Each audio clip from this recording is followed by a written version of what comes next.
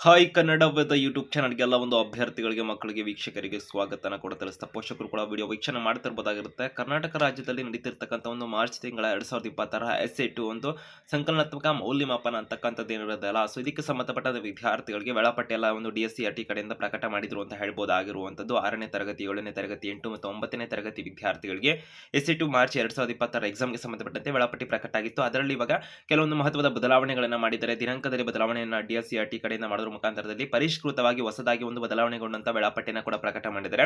ಅದರಲ್ಲಿ ಏನೇನು ಬದಲಾವಣೆ ಆಗಿದೆ ಕಂಪ್ಲೀಟ್ ಮಾಹಿತಿ ವಿಡಿಯೋದಲ್ಲಿ ತಿಳ್ಕೊಂತಾರೆ. ಸಂಪೂರ್ಣ ವೇಳಾಪಟ್ಟಿನ ಹೆಚ್ಚುವರಿ ಅಪ್ಡೇಟ್ಸ್ ಇನ್ಫಾರ್ಮೇಷನ್ ಮಾಹಿತಿಗಾಗಿ ಈ ಶಿಕ್ಷಣಕ್ಕೆ ಸಂಬಂಧಪಟ್ಟಂತೆ ಮಾಹಿತಿಯನ್ನು ತಿಳ್ಕೋಬೇಕು ಅಂತ ನಿಮಗೆ ಇಷ್ಟ ಇದ್ರೆ ಕನ್ನಡವೇದ ಯೂಟ್ಯೂಬ್ ಚಾನಲ್ಗೆ ಇನ್ನೂ ಸಬ್ಸ್ಕ್ರೈಬ್ ಆಗದೆ ಹೊಸದಾಗಿ ವಿಡಿಯೋ ನೋಡ್ತಿರೋರು ಸಬ್ಸ್ಕ್ರೈಬ್ ಆಗಬಹುದು, ಬೆಲ್ ಐಕಾನ್ ಕೂಡ ಕ್ಲಿಕ್ ಮಾಡಬಹುದು ಅಂತ ಹೇಳ್ತಾ ವಿಡಿಯೋ ಇಷ್ಟ ಆಗ್ತಿದ್ರೆ ಹೆಚ್ಚುವರಿ ಮಾಹಿತಿಗಾಗಿ Kannada Veda YouTube channel official website ಕೂಡ ಡಿಸ್ಕ್ರಿಪ್ಷನ್ ಇರುತ್ತೆ, ಅಲ್ಲಿ ಕೂಡ ಹೆಚ್ಚುವರಿ ಮಾಹಿತಿನ ಪಡ್ಕೋಬಹುದು. ಇನ್ಸ್ಟಾಗ್ರಾಮ್ ಲಿಂಕ್ ಕೂಡ ಡಿಸ್ಕ್ರಿಪ್ಷನ್ ಇರುತ್ತೆ, ಟೆಲಿಗ್ರಾಮ್ ಲಿಂಕ್ ಕೂಡ ಜಾಯ್ನ್ ಆಗಬಹುದಿರುತ್ತೆ. ಎಲ್ಲದರ ಮುಖಾಂತರ ಹೆಚ್ಚುವರಿ ಮಾಹಿತಿಗಳು ನಿಮಗೆ ಸಿಗ್ತಿರುತ್ತೆ ಅಂತ ಹೇಳ್ತಾ ಒಂದೊಂದಾಗಿ ಮಾಹಿತಿಯನ್ನು ತಿಳ್ಕೊಂಡು ಬರೋಣ ಬನ್ನಿ. ವಿದ್ಯಾರ್ಥಿಗಳು ತಾವೆಲ್ಲಿ ಗಮನಿಸ್ತಾ ಇರಬಹುದಾಗಿರುತ್ತೆ, ಒಂದು ಕರ್ನಾಟಕದ ಒಂದು DSCRT ಕಡೆಯಿಂದಲೇ ಅಫಿಷಿಯಲ್ ಅನೌನ್ಸ್ಮೆಂಟ್ ಅನ್ನು ಕೊಟ್ಟಿರುವಂತದ್ದಾಗಿರುತ್ತೆ. ಸುತ್ತಲೂ ಕೂಡ ಪ್ರಕಟ ಮಾಡಿದ್ದಾರೆ ಅಂತ ಹೇಳ್ಬೋದು. ಒಂದು ಪರೀಕ್ಷಾ ನಿಯಮಗಳಿಗೆ ಸಂಬಂಧಪಟ್ಟಂತೆ ಇಲಾಖೆ ಕಡೆಯಿಂದ ಯಾವ ಅಧಿಕಾರಿಗಳು ಯಾರು ಸೊ ಏನೇನೆಲ್ಲ ಜವಾಬ್ದಾರಿ ತಗೋಬೇಕಿರುತ್ತೆ ಅನ್ನೋದಕ್ಕೆ ಸಂಬಂಧಪಟ್ಟಂತೆ ಕಂಪ್ಲೀಟ್ ಆಗಿ ಮಾಹಿತಿಯನ್ನು ಕೊಟ್ಟಿರುವಂಥದ್ದು. ಪ್ರಮುಖವಾಗಿ ಇಲ್ಲಿ ಪರಿಷ್ಕೃತ ವೇಳಾಪಟ್ಟಿ ಅಂತ ಮಾಹಿತಿಯನ್ನು ಕೊಟ್ಟಿದ್ದಾರೆ. ಮಾರ್ಚ್ 2020 6 ಮತ್ತು 7ನೇ ತರಗತಿಯ ಸಂಕಲನಾತ್ಮಕ ಮೌಲ್ಯಾಂಕನದ ಎಸ್ಎ2 ಅಂತ ಕೊಟ್ಟಿದ್ದಾರೆ. ಮತ್ತು 8 9ನೇ ತರಗತಿ ಇದೆಲ್ಲ ನೋಡ್ಕೊಂಡು ಬರೋಣ. ಮೊದಲನೇದಾಗಿ ಪ್ರಮುಖವಾಗಿ ನೋಡಿದರೆ 6 ಮತ್ತು 7ನೇ ತರಗತಿ ಮಕ್ಕಳಿಗೆ ಪ್ರಮುಖವಾಗಿ ದಿನಾಂಕಗಳು ನೋಡ್ಕೋಬಹುದಾಗಿರುತ್ತೆ. ಪರೀಕ್ಷಾ ದಿನಾಂಕಗಳು ಮತ್ತು ವಿಷಯ ಮತ್ತು ಸಮಯ ಎಷ್ಟು ಗಂಟೆಯಿಂದ ಎಷ್ಟು ಗಂಟೆ ತನಕ ಅಂತ, ನಂತರದಲ್ಲಿ ಒಟ್ಟು ಅವಧಿ ಆಗಿರ್ಬೋದು, ಗರಿಷ್ಠ ಅಂಕಗಳೆಲ್ಲ ಮಾಹಿತಿಯನ್ನು ಕೊಟ್ಟಿದ್ದಾರೆ.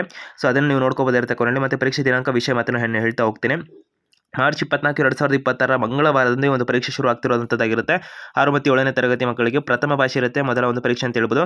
ಸಮಯ ಕೂಡ ನೋಡ್ಕೋಬೋದಾಗಿರುತ್ತೆ. ಕೆಲವೊಂದು ವಿಷಯಗಳಿಗೆ ಸಮಯಗಳು ಯಾವ ಥರ ಇದೆ ಅಂತ ನೀವು ಅದನ್ನು ನೋಡ್ಕೊಳ್ಳಿ. ಸೊ ಮತ್ತೆ ಅದರಲ್ಲಿ ಮಾರ್ಚ್ 25 2020 ಬುಧವಾರ ಪರೀಕ್ಷೆ ಇರೋದಿಲ್ಲ ಅಂತ ಮಾಹಿತಿಯನ್ನು ಕೊಟ್ಟಿರುವಂಥದ್ದಾಗಿರುತ್ತೆ. ನಂತರದಲ್ಲಿ ನೋಡೋದಾದ್ರೆ ಮಾರ್ಚ್ 26 ಗುರುವಾರ 2026 ಅಂತಕ್ಕಂಥ ಏನಿರುತ್ತಲ್ಲ, ಸೊ ಈ ಒಂದು ದಿನದಲ್ಲಿ ಗಣಿತ ವಿಷಯದ ಪರೀಕ್ಷೆ ಇರುತ್ತೆ, ಕೋರ್ ವಿಷಯದ ಅಂತ ಮಾಹಿತಿನ ಕೊಟ್ಟಿರುವಂಥದ್ದು.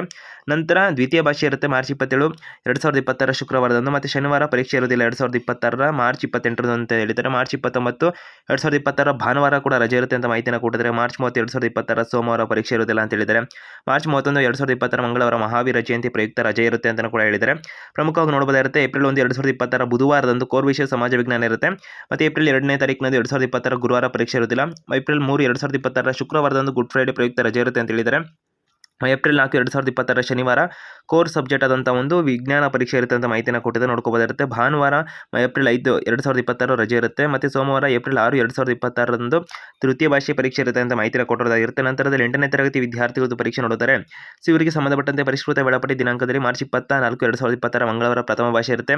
ನಂತರದಲ್ಲಿ ಬುಧವಾರ ಮಾರ್ಚ್ 25 2020 ಇವರಿಗೆ ಕೂಡ ರಜೆ ಇರುತ್ತೆ ಅಂತ ಮಾಹಿತಿನ ಕೊಟ್ಟಿದ್ದಾರೆ. ಆಲ್ಮೋಸ್ಟ್ ವಿದ್ಯಾರ್ಥಿಗಳಿಗೆ ಸೇಮ್ ಇರುವಂಥದ್ದಾಗಿರುತ್ತೆ. ಸಬ್ಜೆಕ್ಟ್ಸ್ಗಳು ನೀವು ಇಲ್ಲಿ ನೋಡ್ಕೋಬೋದಾಗಿರುತ್ತೆ. ಮಾರ್ಚ್ 26 2020 ಗುರುವಾರ ಸಮಾಜ ವಿಜ್ಞಾನ ಇರುತ್ತೆ. ಮಾರ್ಚ್ 27 ಶುಕ್ರವಾರ ದ್ವಿತೀಯ ಭಾಷೆ ಇರುತ್ತೆ. ಮತ್ತು ರಜೆಗಳು ಇರೋದು ನಾನು ಮೆನ್ಷನ್ ಮಾಡೋಕೆ ಹೋಗಲ್ಲ, ನೋಡ್ಕೊಳ್ಳಿ. ಮತ್ತು ಏಪ್ರಿಲ್ 1 2020 ಬುಧವಾರದಂದು ಕೋರ್ ವಿಷಯ ಗಣಿತ ಇರುತ್ತೆ. ನಂತರದಲ್ಲಿ ನೋಡಿದರೆ ಏಪ್ರಿಲ್ 4 2020 ಶನಿವಾರ ಕೋರ್ ವಿಷಯ ವಿಜ್ಞಾನ ಇರುತ್ತೆ. ಏಪ್ರಿಲ್ 6 2020 ಸೋಮವಾರದಂದು ತೃತೀಯ ಭಾಷೆ ಇರುತ್ತೆ ಅಂತ ಮಾಹಿತಿನ ಕೊಟ್ಟಿದ್ದಾರೆ. ನಂತರದಲ್ಲಿ 9ನೇ ತರಗತಿ ವಿದ್ಯಾರ್ಥಿಗಳು ಆಲ್ಮೋಸ್ಟ್ ಅದೇ ಸೇಮ್ ಇರುತ್ತೆ ಅಂತ ಹೇಳ್ಬೋದಾಗಿರುವಂಥದ್ದು. ಸೊ ಅಭ್ಯರ್ಥಿಗಳಿಗೆ ಮಾರ್ಚ್ 24 2026 ಮಂಗಳವಾರ ಪ್ರಥಮ ಭಾಷೆ ಇರುತ್ತೆ. ನಂತರ ಈ ಒಂದು ರಜೆಗಳಾಗಿರ್ಬೋದು ಅದನ್ನೆಲ್ಲ ನೋಡ್ಕೊಳ್ಳಿ. ಸೊ ಆಲ್ಮೋಸ್ಟ್ ದಿನಾಂಕಗಳೆಲ್ಲ ಈ ಒಂದು ಮಾರ್ಚ್ ತಿಂಗಳ 24 2026 ಏಪ್ರಿಲ್ ತಿಂಗಳ 6 2026 ತನಕ ಈ ಒಂದು ಪರೀಕ್ಷೆಗಳು ನಿಗದಿಯಾಗಿರುವಂಥದ್ದಾಗಿರುತ್ತೆ. ಹಿಂದೆ ಇದ್ದಂಥ ಒಂದು ದಿನಾಂಕದ ಬದಲಾಗಿ ಈ ಒಂದು ಪರಿಷ್ಕೃತ ವೇಳಾಪಟ್ಟಿ ಇಲಾಖೆ ಕಡೆಯಿಂದ ಪ್ರಕಟ ಮಾಡಿದರೆ ಹೆಚ್ಚುವರಿ ಅಪ್ಡೇಟ್ಸ್ ಇನ್ಫಾರ್ಮೇಷನ್ಗೆ ಚಾನಲ್ಗೆ ಸಬ್ಸ್ಕ್ರೈಬ್ ಆಗಬಹುದು, ಬೆಲ್ ಐಕಾನ್ ಕ್ಲಿಕ್ ಮಾಡಬಹುದು. ಎಲ್ಲ ನಿಮ್ಮ ಸ್ನೇಹಿತರಿಗೆ ಆದಷ್ಟು ವಿಡಿಯೋನ ಶೇರ್ ಮಾಡಿ ಮಾಹಿತಿಯನ್ನು